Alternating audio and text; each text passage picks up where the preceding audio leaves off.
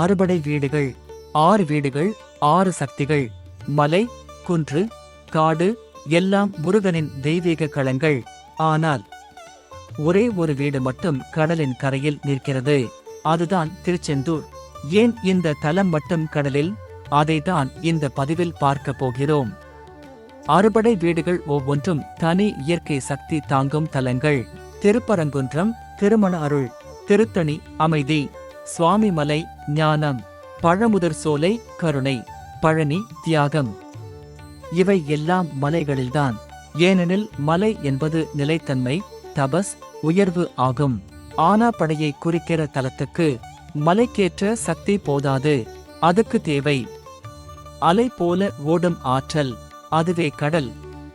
அரக்கன் சூரபத்மன் தன் வலிமைக்காக கடலுக்குள் மாயமலை கோட்டை கட்டினான். கடல் யாராலும் கட்டுப்படுத்த முடியாத சக்தி. அதையும் தன் பக்கமாக்கிக் கொள்ள சூரன் கடலையே தேர்ந்தெடுத்தான். அதனால் முருகனின் இறுதிப்படை கடலின் முன்னால் தான் நடைபெற்றது. இதுதான் முக்கிய காரணம். போர் நடந்த இடமே படைவீடாக மாறியது. முருகன் எங்கே நீதியை நிலைநாட்டினார், அங்கேதான் அவர் நிலைத்தார். பஞ்சபூதங்களில் மலை என்பது பூமி, கடல் என்பது நீர். நீர் தத்துவம் என்ன சொல்கிறது? சுத்தம் செய்யும் சக்தி, சாந்தி தரும் சக்தி, எதிர்மறையை கழுவும் சக்தி, வாழ்க்கைக்கு அடிப்படை சக்தி. அதனால் வேலாயுதத்தை எடுத்தவர் நீரை தன் ஆறுதல் தலமாக தேர்ந்தெடுத்தார். முருகன் குருக்ஷேத்திரத்தில் போரிட்ட வீரன் இல்லை, அலைகள் மீது போரிட்ட வீரன். முருகன் தனது வேலால் அசுரனை அழித்தார்.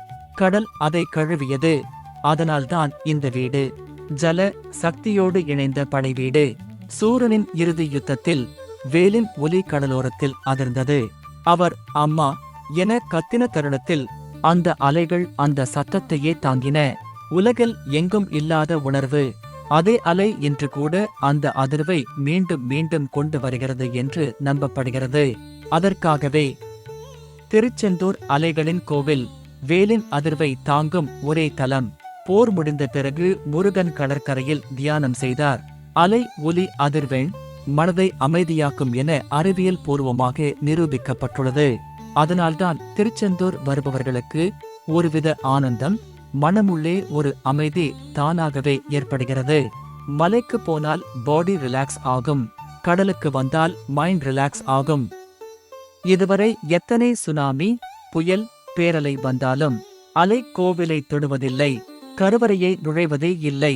இதற்கான அறிவியல் காரணங்கள்: கோவிலின் கீழ் இயற்கை பாறை அலைன்மெண்ட், அகழி போன்ற அமைப்பு கடல் அலையின் ஆற்றலை சிதறடிக்கும். பழைய சிவப்பு மணல், சணல், பனை கலவை உடைக்க முடியாத உலோகத்தைப் போல வேலை செய்யும். கோவிலின் வடக்குதற்கு சீரமைப்பு நீர் அழுத்த பிளவு செய்கிறது. திருச்செந்தூரின் ஒவ்வொரு அலைக்கும் ஒரு ரகசிய மீனிங் இருக்கு. கடலில் அடிக்கும் ஒலி முருகனின் வேலின் அதிர்வு, கடலில் எழும் நுரை பாவங்களை சுத்தம் செய்யும் சின்னம், கடல் காற்று முருகனின் அருள். அதனால் இதை பழைய போர்க்களம் மட்டும் இல்லாமல் புதுவாழ்வின் பிறப்பிடம் என்று சொல்றாங்க. மலைகளில் அமர்ந்தவன் ஞானம் கொடுப்பான், ஆனா கடலோரத்தில் நிற்பவன் வெற்றி தருவான், பயம் அகற்றுவான், அழிவை அழிப்பான். அதனால்தான் அறுபடை வீடுகளில் மலைத்தலங்களுக்குள் கடலை தன் இருப்பிடமாக கொண்ட ஒரே ஒரு வீரன் திருச்செந்தூர் செந்திலாண்டவன். இது ஒரு கோவில் மட்டும் இல்லை, முருகன் தன் வெற்றியை உலகிற்கு அறிவித்த போர்க்களம்.